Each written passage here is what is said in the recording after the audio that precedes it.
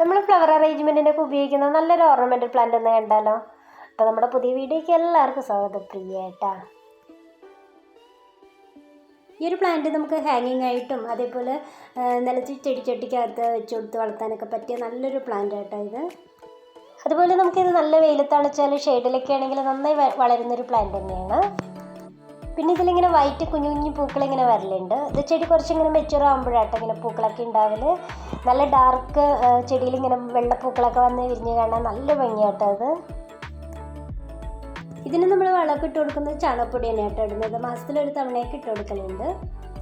പിന്നെ ഇതിന് വാട്ടറിങ്ങിൻ്റെ കാര്യം പറയുക നമ്മൾ ഡെയിലി നനച്ചു കൊടുക്കലുണ്ട്. കുറച്ച് വെള്ളമൊക്കെ ആവശ്യമായിട്ടുള്ള ചെടി തന്നെയാട്ടോ. നമ്മൾ വെള്ളം കെട്ടി നിൽക്കാതെ ഒന്ന് നോക്കിയാൽ മാത്രം മതിയാകും. ഇത് ചെടിച്ചട്ടിക്കകത്ത് 1-2 ചെടി വെച്ചാൽ തന്നെ നമുക്ക് ഇതുപോലെ ഇങ്ങനെ ബുഷിയാക്കി എടുക്കാൻ പറ്റുന്നൊരു ചെടി തന്നെയാണ് കേട്ടോ. ഞാനിതിങ്ങനെ 1-2 പ്ലാന്റ് വെച്ചിട്ടുണ്ടായിരുന്നുള്ളൂ. ഇതിപ്പോൾ നമ്മളൊരു 6 മാസം കൊണ്ട് തന്നെ നമുക്കിത് ഇത്രയും ബുഷിയായിട്ട് കിട്ടിയിട്ടുണ്ട്.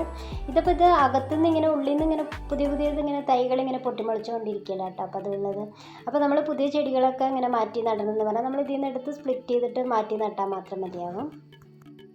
ഈ ഒരു ചെടീൻ്റെ പേര് എനിക്ക് കറക്റ്റായിട്ട് അറിയില്ല കേട്ടോ. ഞാനിങ്ങനെ യൂട്യൂബിലൊക്കെ സെർച്ച് ചെയ്ത് നോക്കിയിട്ടൊന്നും കിട്ടിയിട്ടുണ്ടായിരുന്നില്ല. കുറച്ച് നമുക്ക് സാമ്യമായിട്ട് തോന്നുന്നത് ശതാവരിയൊക്കെയുള്ള ആ ഒരു പ്ലാന്റിൻ്റെ ഒരു സാമ്യം ഉണ്ട് കേട്ടോ. അത് ശതാവരി നമുക്കിങ്ങനെ വള്ളിയായിട്ടാണല്ലേ കാണല്ലേ. ഇത് നമുക്കിങ്ങനെ കുറ്റിച്ചെടിയായിട്ട് ഇങ്ങനെ നിൽക്കലാട്ടോ ഉള്ളത്.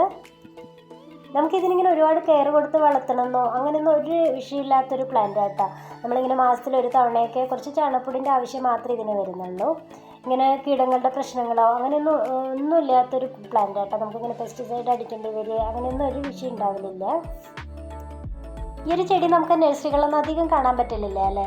നമ്മൾ കാണുന്ന സമയത്ത് തീർച്ചയായിട്ടും വാങ്ങി വെക്കാൻ വേണ്ടി നോക്കുക കേട്ടോ. നമുക്ക് ഈസി ആയിട്ട് ഇങ്ങനെ മെയിൻറ്റെയിൻ ചെയ്ത് കൊണ്ടുപോകാൻ പറ്റുന്ന ഒരു ചെടി തന്നെയാണ്. അത്രയ്ക്ക് ഭംഗിയുള്ളൊരു പ്ലാന്റ് തന്നെയാണ് കേട്ടോ അത്. അപ്പോൾ നമ്മുടെ കുഞ്ഞു വീഡിയോ ഇഷ്ടമായാൽ ലൈക്ക് ചെയ്യാനും ഷെയർ ചെയ്യാനും കമൻറ്റ് ചെയ്യാനും സബ്സ്ക്രൈബ് ചെയ്യാനും മറക്കരുത് കേട്ടോ. Okay, by.